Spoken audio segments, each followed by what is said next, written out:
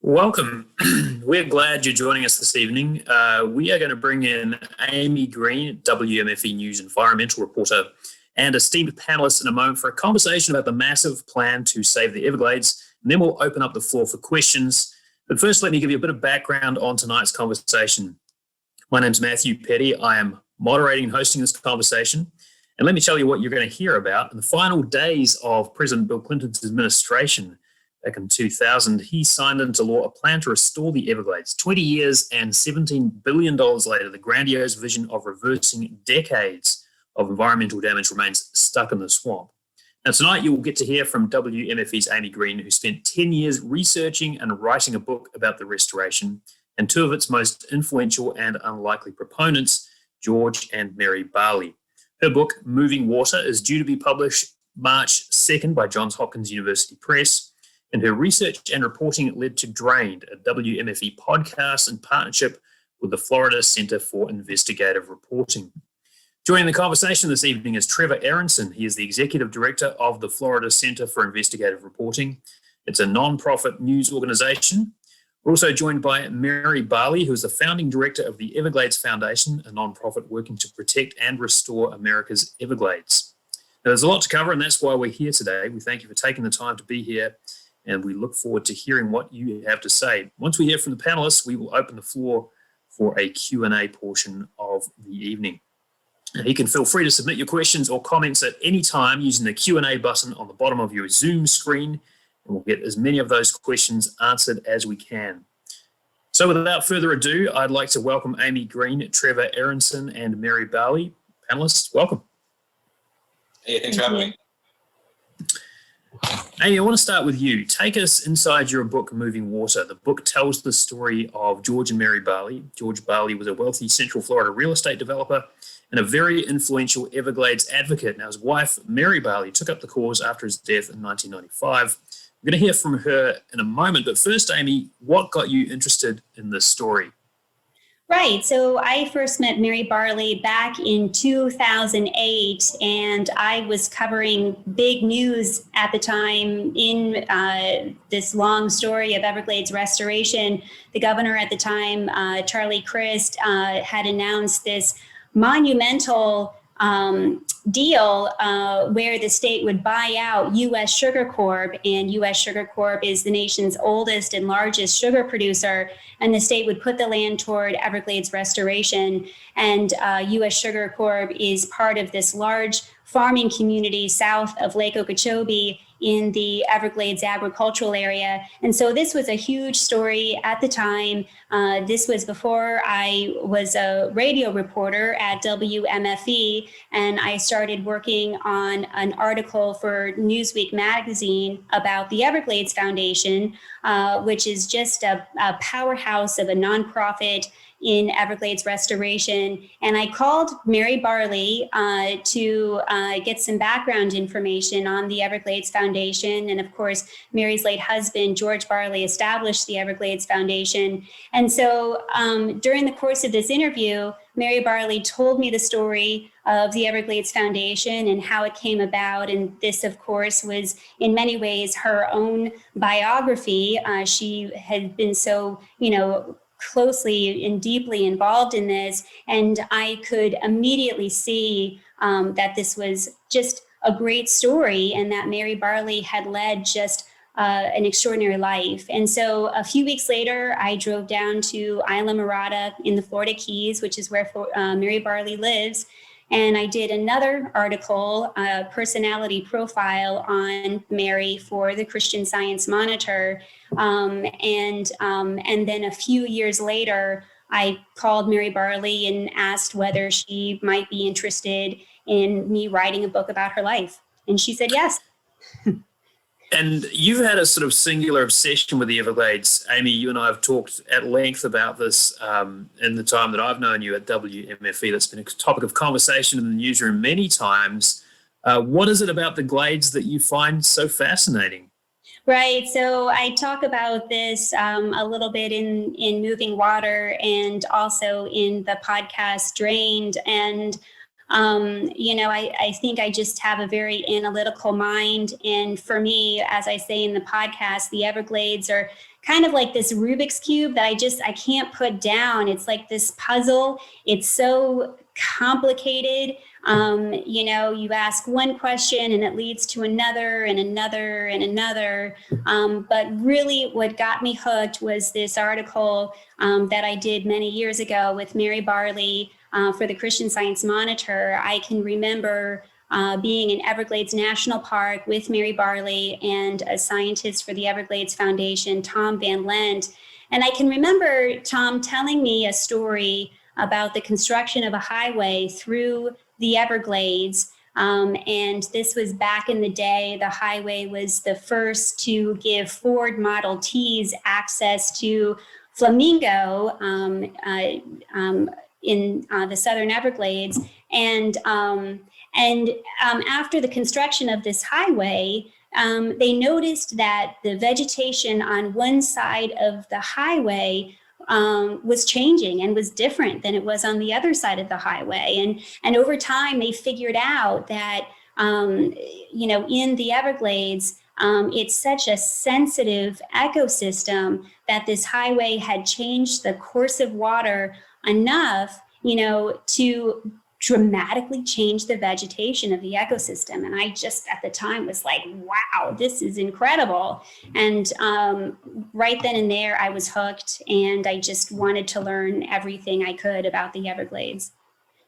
Now, Mary Barley, I wanted to bring you into this conversation because you've been involved in Everglades advocacy for 25 years. I mean, that's a long time. That's been your life for that long. Why are you so focused on it, and what has kept you involved over all these years? Well, George and I were avid fly fishermen. We spent a lot of time in the Florida Keys. And when we came down here and saw what was happening to Florida Bay, we just said we have to go to work to save it. And that's exactly what we did. And then when he died in the airplane crash in 1995, on his way, he was actually going to an Everglades meeting in Jacksonville with the Army Corps of Engineers. And that was really the beginning of my Everglades journey. And, I came to Florida 50 years ago. And from the first time I saw it, I loved it. And I thought, I am never leaving this place. And Florida Bay is still my favorite place. And I'm committed. I'm just committed to the Everglades. I always have been. I always will be. And it's because if you give up, you lose. And that's why I'm never going to give up on the Everglades. It's kind of a hard thing to love, though, right? The Everglades. I mean, it's not a very hospitable environment to fall in love with. There's mosquitoes, there's kind of alligators that can get you, giant pythons. It's a pretty wild place. Well, yeah, it is wild, but then there's some incredibly beautiful places like Florida Bay. Florida Bay used to be like an aquarium. You could go out, drive around in your boat and look over and see sawfish, swordfish, tarpon, bonefish, any kind of fish you can think of. There's 2,000 species here in the Everglades. You can, there's photography, you can hike, you can bird, whatever you want. You can python hunt even, right? So whatever you want to do, whatever is your favorite hobby and whatever makes you happy, you can go to the Everglades and you can find it. But it's also, don't ever forget your drinking water too. Right, so a critically important ecosystem, as Amy pointed out, and important for the health and security, I guess, of all Floridians. I want to continue this conversation, about the book, Mary Barley, but just before we do, let me pivot back to Trevor Aronson for a moment. Trevor, a lot of what you do with the Center for Investigative Reporting is you're investigating kind of the things that people are doing, events. Is it interesting to work on a project where the main character is a place rather than a person? Yeah, I mean, telling the story of a place or a non-human being is obviously challenging from a narrative perspective, right? And I think that was the challenge Amy had in this podcast, in this book, certainly. But I think, I think you can, I think what Amy tried to do, and I think where we succeeded to some degree in the podcast, is kind of showing that despite not being a person, the Everglades is this kind of character in itself, right? It's this enormous ecosystem with this crazy story of like wildlife, including invasive wildlife, like the pythons that Mary mentioned. And I think it's just this, iconic symbol of Florida. But I also think, and the reason I think Amy's reporting is so important is that, I think for a lot of Floridians, they obviously know of the Everglades, and but they don't really know what the Everglades truly is and what restoration has meant. And I say this as a native Floridian. I remember going on Alligator Alley on road trips with my parents when it was like one lane each way. And so I've been all of my life familiar with the Everglades, and I'm also well read, and I've read all these stories about Everglades restoration. But I have to admit, when I started talking to Amy about this project and doing her reporting as a podcast, I really felt like I don't know like what it means to restore the Everglades, right? Like I've read a bunch of stories about it, like what does restoration look like, and how are we restoring it, and how of the ways that we've changed the Everglades are we doing now to change it again. And I think that's where Amy's reporting is really important, because I think so many Floridians take for granted that they know a lot about the Everglades, and I think actually very few of us really do. And it's such an important ecological system that I think Floridians really should know more about it. And I think Amy's reporting on the subject is a way of kind of educating a lot of Floridians about this hugely important part of Florida that they probably don't know as much about as they think. Mm-hmm.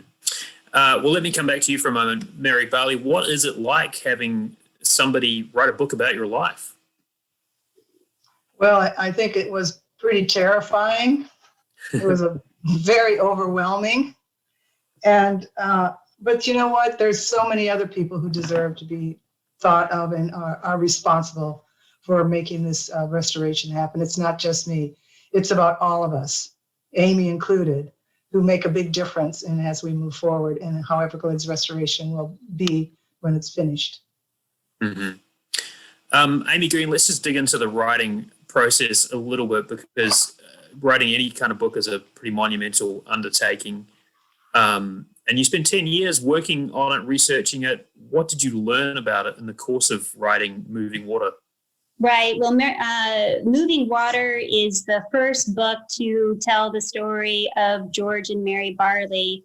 And George Barley was just this dynamo of an Everglades activist who, at the time of his death, his stature was, probably on the level of the Secretary of the Interior at the time.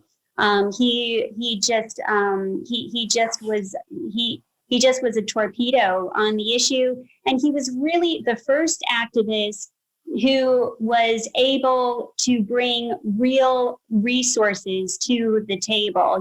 Before George Barley, there were many people engaged on that issue very passionately, but no one really with the deep pockets to go toe to toe with other political interests, like, sugar growers, big sugar, as we say in the political parlance, who were just extraordinarily powerful in the legislature, in Congress, and who many saw as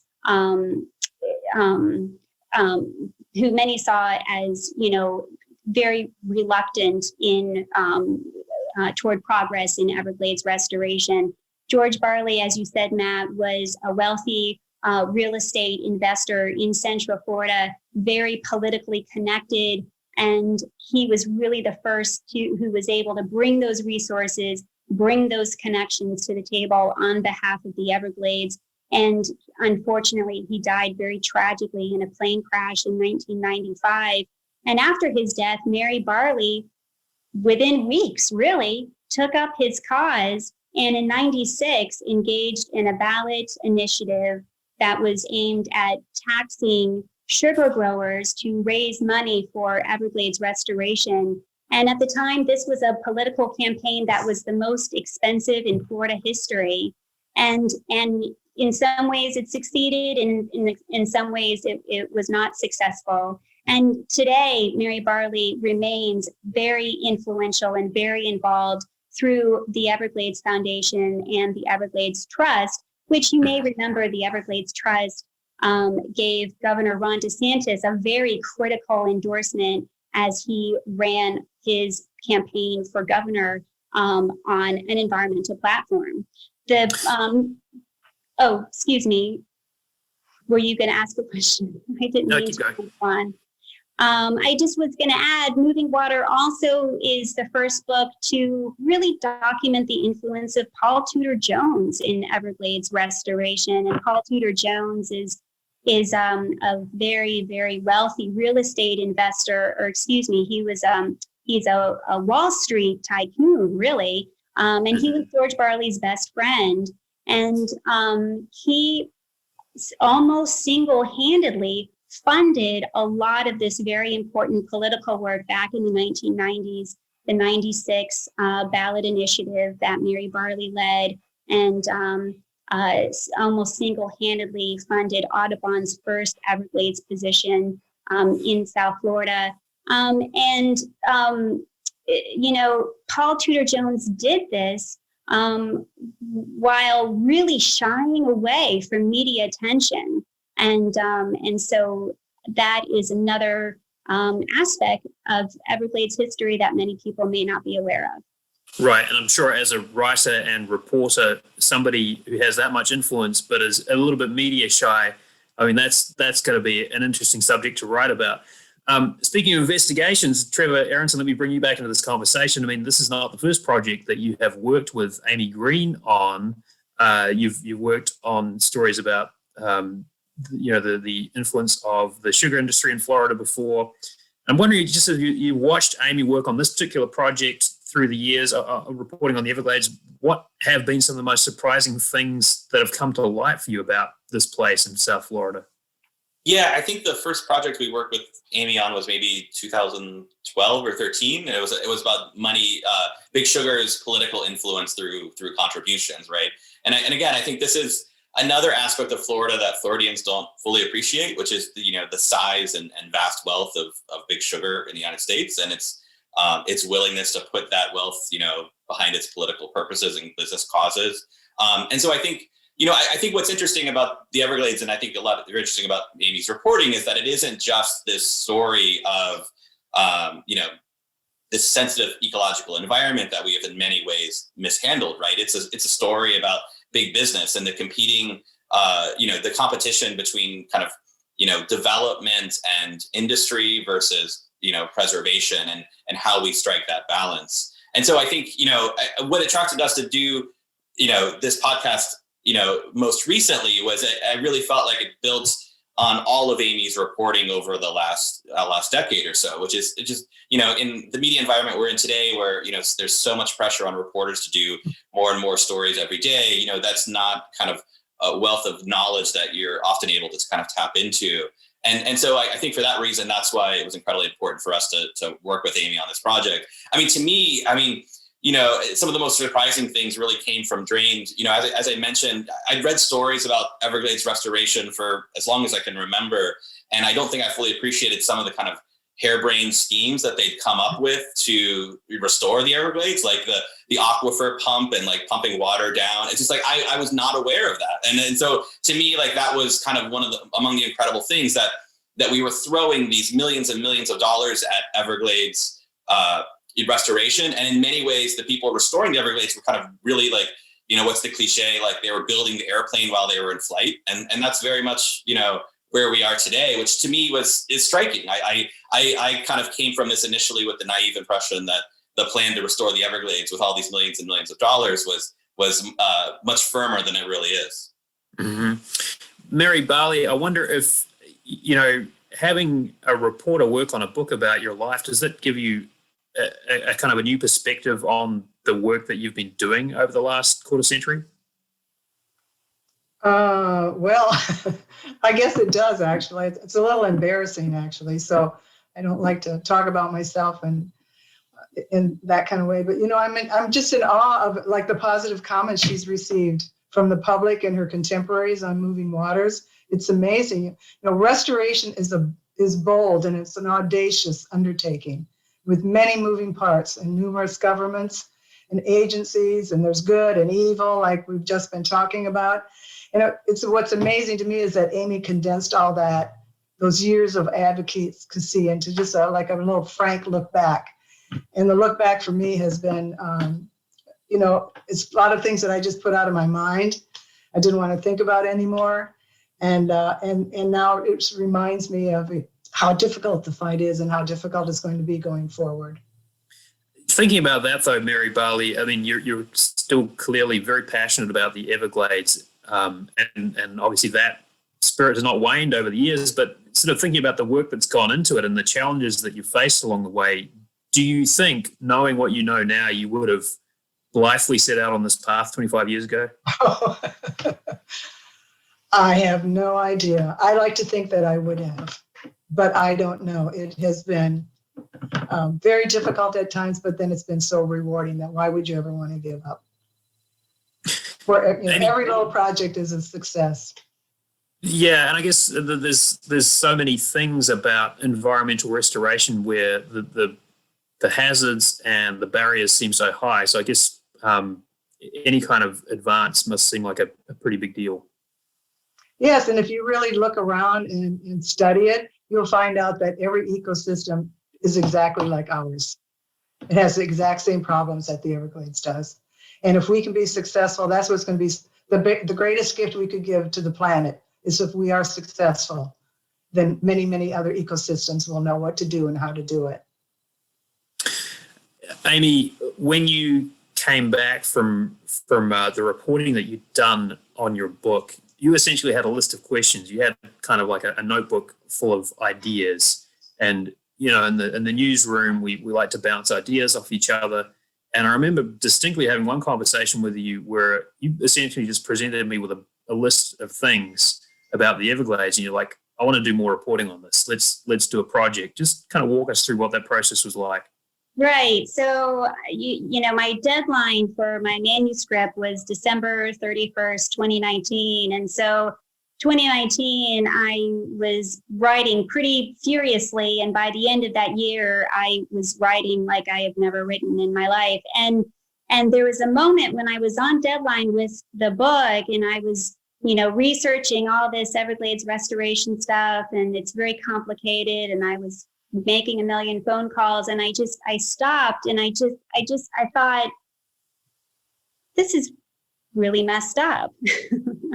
And I stopped and I made a list of all the ways that Everglades restoration is messed up, kind of, like climate change and some other things.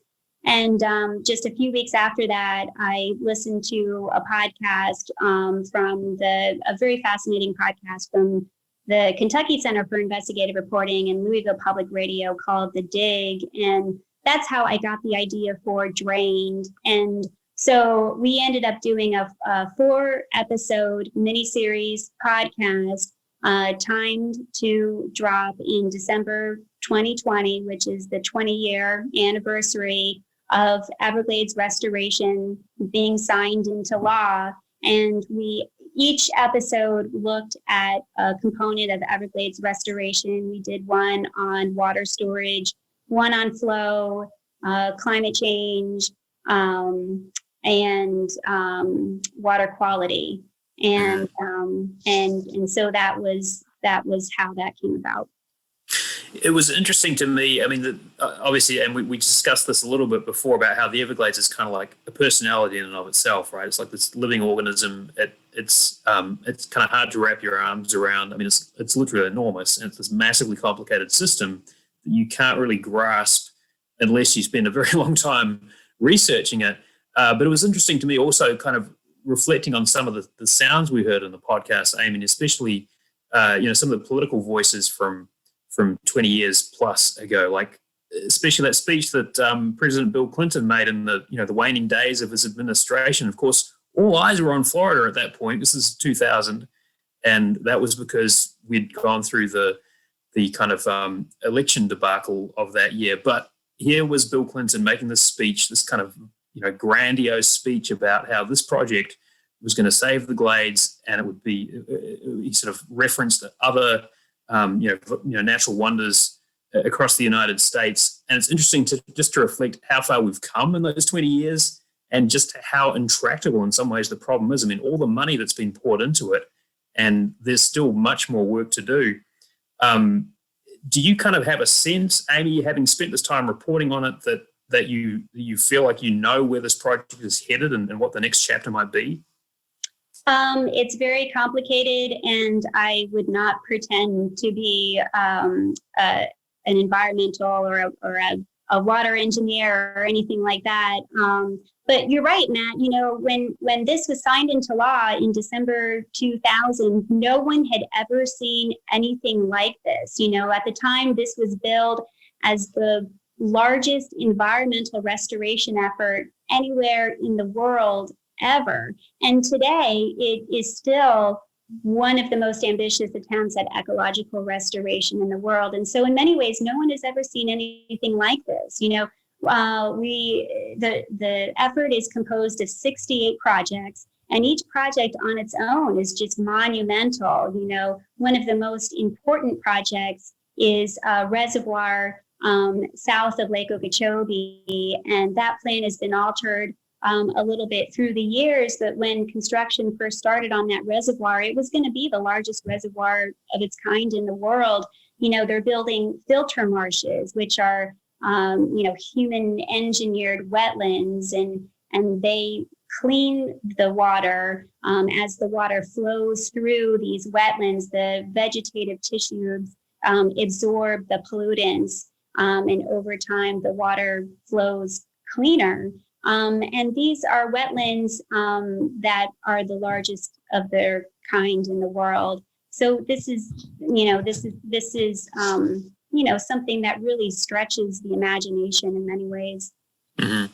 Trevor, you were talking before, or you alluded to some of the kind of mind-bogglingly strange, in some ways, ideas to solve some of the problems of the Everglades, including pumping vast quantities of water underground to try and deal with some of that runoff. And we also hear some sound from a kind of promotional movie that was made, you know, decades ago, right? And I wondered, Trevor, just kind of reflecting on this as a podcast producer, as an investigative reporter, what do you think about when you hear some of the voices from last century when they were kind of just getting started on engineering this to kind of suit human needs at the time? Yeah, I mean, to me, like that the promotional video from the 50s or whatever it was, I mean, it strikes me as kind of like the old manifest destiny, right? This idea that like we as humans and Americans can just manipulate the earth however we want, and we'll be fine. It'll be fine. And it turns out that I think, you know, obviously we didn't do a very good job, right? Like we drained the Everglades and allowed for development, and then we created a host of other problems that we are now grappling with through the last 20 years of restoration. But I think what was so interesting to me, you know, is that like that kind of arrogance, this idea that, you know, we can manipulate the earth as we want, you know, is a lesson we didn't clearly learn from, right? Because one of the solutions, you know, proposed at one point was this idea of like pumping the water into the aquifer, right? You know, damn the consequences kind of thing, even though, you know, that would have kind of clearly risked the drinking water quality of the aquifer itself, right? And so, you know, I mean, I don't, just like Amy said, you know, I don't pretend to be an environmental engineer or someone who, you know, knows what that answer is. But I was just struck by, you know, how badly, you know, how many terrible problems we created through draining the Everglades, and that in many ways the solutions that we came up with, you know, raise questions about even worse problems that we might have in the future, or similar, or whether that we were just trading one problem for another. And to me, that was really fascinating. I mean, I understand that this is a terribly complex problem, and it's difficult to kind of boil it down and point out some of these absurd plans. But at the same time, it's clear that, you know, we really haven't fully learned the lesson of, you know, maybe we shouldn't mess with the environment as much as we did. Right. Yeah, it's interesting. I mean, I feel like you don't need to be an environmental engineer. I mean, obviously that would help to kind of give you a sense of just exactly what's going on here. But we're all living in Florida, right? We're residents of the state. And I think the thing that struck me, one of the things that struck me about the podcast, having kind of come to the end of the project and listening back to it, is this really does affect everyone. I mean, you don't have to even live in South Florida to know that there is going to be some impact from what happens in the Everglades, whether it's restoration, whether it's, you know, if plans don't go quite right, because people keep moving to Florida, there's going to be a need for water, and that need is not going away. And, you know, what happens in the river of grass, whatever happens in the next 10, 20 years, is going to have an impact on all of us. Yeah, I mean, I think, you know, what's fascinating to me, obviously, is that, you know, I think anyone who's paying attention understands that Florida is in a very precarious situation with climate change, right? And the conversation that is often talked about, which is important, is sea level rise and what areas of the state will be habitable in the long term and how we can mitigate all of this. But the secondary conversation, which this deals with it, which I don't think is happening enough, is what is the drinking water supply going to be like? How is climate change going to be affecting that? There may still be many patches of land to live on in Florida, but what we'll be doing for water at that point. And again, which is why I was like, so, my mind was so boggled by the idea of like pumping dirty water into the aquifer, right? Like, well, that's your idea for saving it. I mean, because you're, essentially kind of creating another problem. But you're right. I mean, I think, this gets us the larger conversation of climate change, but, I think, the Florida's ecosystem is so interconnected that these programs are really something that we should be paying attention to when we think about like the future habitability of our state. Mm-hmm. Mary Barley, just thinking about that 20-year mark since the Everglades restoration plan was signed into law, what's your take on where we are now? And I'm wondering too, do you reflect on what George Barley would think about all of this? Well, I think where we are now highlights how dysfunctional and transactional our government is. Not only the political actors, but also a lot of the bureaucrats who contribute to the delays. And so, the scale is staggering, but I still think that restoration can be achieved. And further to what Trevor said, I mean, water is our base, our economic basis in Florida is tourism. Mm-hmm. And water. If we don't have water, we don't have tourism. That means all of Florida, not just South Florida, not just the Everglades. And so we have to be thinking, Everglades is a huge ecosystem, but then we have to go up to the next level and get out of the box and, think big. But it takes political will from all our governments, tribal, local, state, federal, and public participants to move these immovable objects. And George, I think he would have been incensed at the slow pace, and he would be demanding accountability. Mm-hmm. What do you think, Mary Barley, the Everglades need right at this moment? It needs the political will and funding. We need $725 million for the next 4 years from the federal government. We need a matching fund from the state of Florida. It's a 50-50 partnership. And that would probably finish 90% of the projects. But you can't finish these projects with dribble and drab of money. You have to it's like a mortgage. You have to know that you can build the whole house or you can't even start it. And so that is one big problem with the Everglades, obviously, is how do we get the money, which is really important. And we get the money by having people like us demand that they do this restoration and they do it properly and they do it scientifically, not just for people, but they do it for critters and the environment too. Mm-hmm. Amy Green, what's next for you as far as reporting on the Everglades? I get the sense that the reporting isn't quite done yet. Right. Yeah.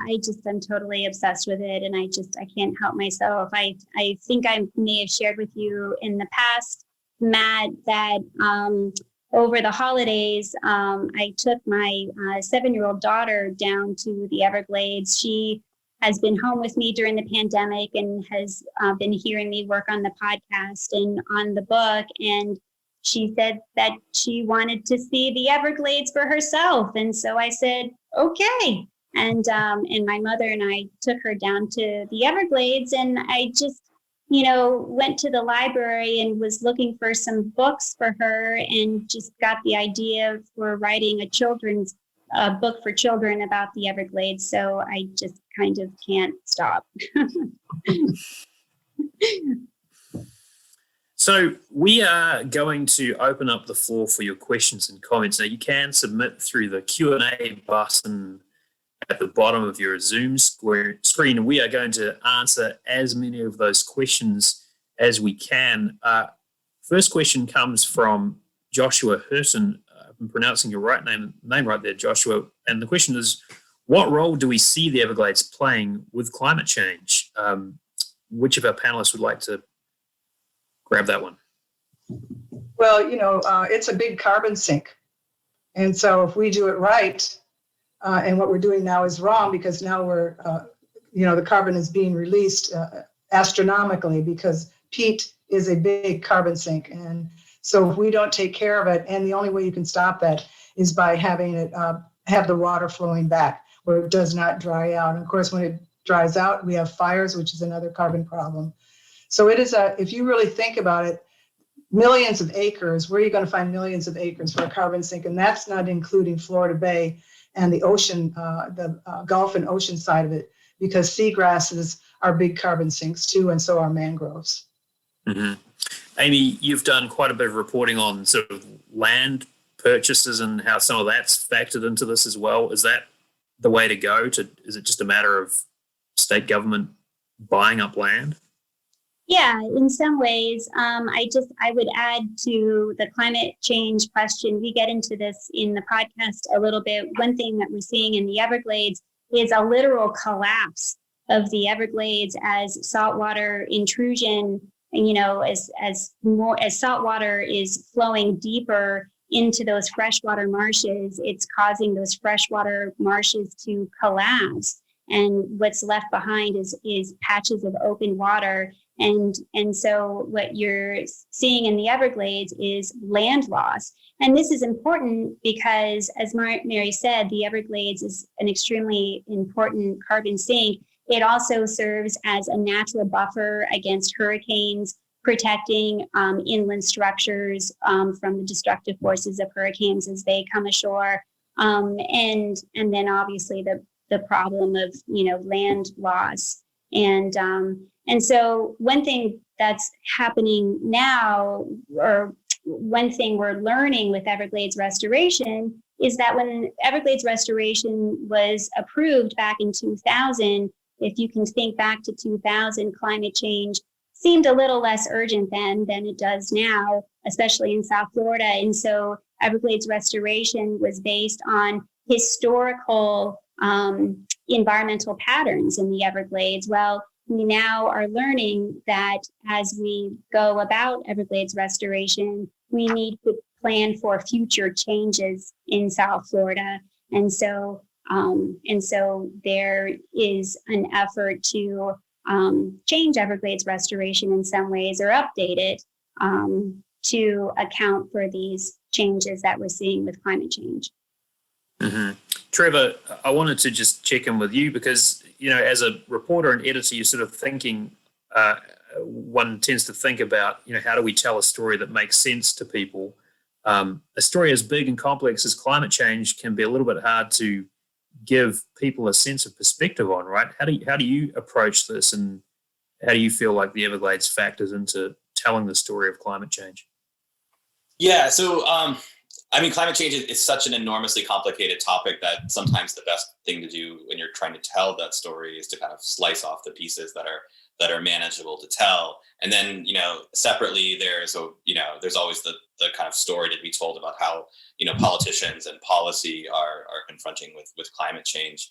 I do think, as part of, I think the Everglades really should be part of a larger kind of national conversation about climate change in a way that I don't think we've had, but there have been hints at that. So, as a kind of reminder, in 2015, my former colleague here at FCIR, Tristan Corton, reported on how the Rick Scott administration had banned the use of global warming and climate change. And what was notable was that, within weeks, I think, President Obama had flown down to the Everglades and gave this long speech on why it was important for governments and politicians around the world to confront climate change and use the Everglades as his natural backdrop.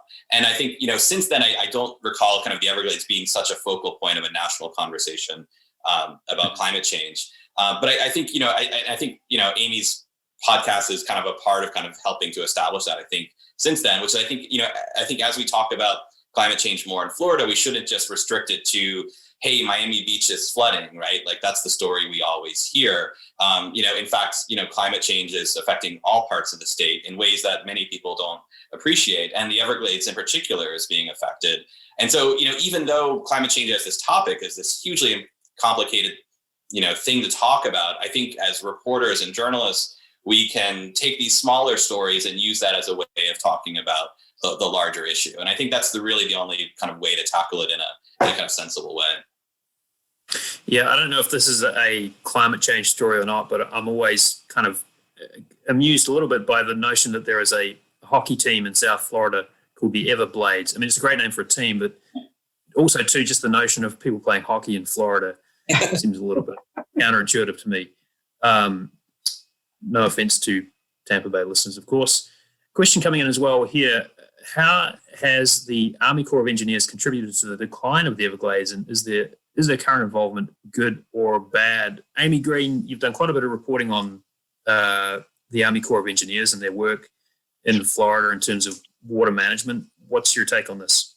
Right. So we talked earlier during the discussion about this historic film called Waters of Destiny. And for people who are familiar with Everglades history and restoration, this is a very infamous film, which it's a film that came out, around the 1950s. And it was a film, it was a propaganda film, basically, about the U.S. Army Corps of Engineers, this massive effort underway at the time to, kind of take control of the Everglades after a series of very tragic hurricanes had come through the state and killed a lot of people.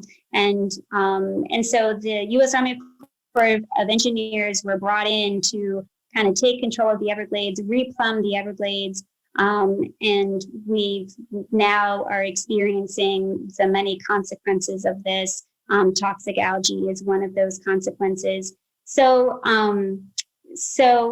as Everglades restoration got off the ground, the federal, and I see you, Mary Barley, the federal agency that was charged with executing this restoration was the U.S. Army Corps of Engineers. And what is historic about this, what's important about this, is it was kind of the first project for the Army Corps at a time when the Army Corps was trying to transition from this agency of, manifest destiny and all, like in the Mississippi River, to a more green organization, engaged in restoration projects. And the Everglades was the first one for the U.S. Army Corps of Engineers.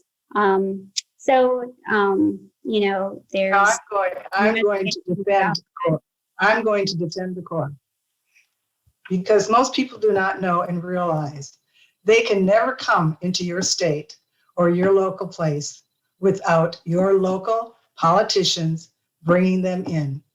They can never, ever do that. So they have to have an agreement with somebody in your state, and your state asks them to come in and do whatever job it is. They don't just come in and say, oh, I think I'm going to go and build a dike around Lake Okeechobee. No, the governor of the state of Florida requested that they come in and do that. And so I think the Corps takes a lot of guff that they don't really deserve. That should be on our political actors who do these things to our environment and other places that a lot of us don't want, but they don't care. They bring them in anyway and say, go ahead and do it. So that's my take on the Corps, and that's what I've learned during Everglades restoration. Just a housekeeping note here, a reminder, we've got about 15 minutes or so until the end of this presentation. So if you do have questions, please do keep submitting, and we'll try and get as many of those questions answered as we can. A question coming in from Kathy, who writes, which politicians are supportive of the effort? DeSantis seemed supportive early on. Is he still? And I believe that's the environmental restoration effort. And what about others? Thanks for that question, Kathy. Amy Green, what are your thoughts? Well, yeah. Governor Ron DeSantis, I write in Moving Water, may be, the first statewide candidate to be elected in Florida without the support of Big Sugar. This was a very big change in Florida politics when he ran against the sugar growers and won.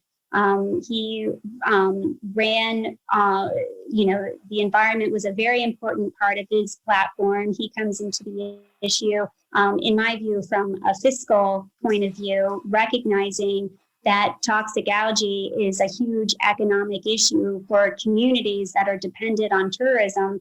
Tourists are not going to come to the state if the water is messed up. So DeSantis certainly has brought an enormous amount of attention to the Everglades, putting millions, hundreds of millions of dollars toward Everglades restoration, on top of his connections to former President Donald Trump, which again helped bring more federal dollars to Everglades restoration. So I would think that many environmental advocates see this as a hopeful time for the Everglades. I would be interested to hear what Mary Barley would add. Well, I would agree with that. And he's done other things besides, Everglades. He's purchased like 20,000 acres that were going to be drilled on the East Coast. And he replaced the South Florida Water Management District Board, which is one of the agents I was talking about with the Florida Corps. That agency went and got the Corps to come and do what they do to the Everglades. And so how do we, and what is he? I think he's an Everglades superman, really, I do. I've dealt with a lot of politicians, a lot of presidents, a lot of governors, a lot of mayors and legislators. He really, truly has been the only advocate that I know who went toe to toe against Big Sugar and won. Trevor, I just wanted to make a point here. I mean, one thing that has occurred to me, and I don't know what your thoughts are on this, is I don't recall the last time before DeSantis when we had a gubernatorial candidate who really kind of took those photo ops in the Everglades, right? I mean, I remember that image of him on an airboat. So kind of really centering the Glades as a campaign, part of his campaign platform. I mean, can you think of other statewide candidates for office who've really sort of zeroed in on that as part of their campaign policy in the last 20 years or so? Yeah, not that I can recall. I mean, other than Obama's speech in 2015, and by then he'd already been elected for his second term, so it was less a political, photo op than just a policy argument. I think what's really fascinating about DeSantis is that, of the Trump-like, political figures we have in this country, he is probably the most Trump-like, right? He had a campaign video where his child was in a, Donald Trump or Make America Great Again, onesie. But where he's kind of gone rogue from kind of Trumpism is on the environment, right? I mean, if you look at Trump's environmental policies on the whole, they were kind of nightmarish in many ways, including opening up drilling in Alaska. And yet, I think, of all of the politicians who are most like him, DeSantis is the one to kind of follow in his political footprint. But I think DeSantis was smart enough to realize that, the environment is critical now for getting elected, which does show this shift. It shows both like a political realignment that, traditionally it had been Democratic politicians pushing for environmental preservation while Republicans pushed for business expansion. And I think now you're seeing, in DeSantis, the realization that, supporting the environment has a huge political upside, so much so, as Mary Barley pointed out, that, it makes it worth going against Big Sugar, which for decades, so many politicians in Florida refused to do. Mm-hmm. That is actually a good segue to another question here from our viewers. Where do we stand with the U.S. sugar company's involvement in the solution? Mary Barley, what is the role of U.S. sugar in a solution to Everglades restoration? Well, they're not.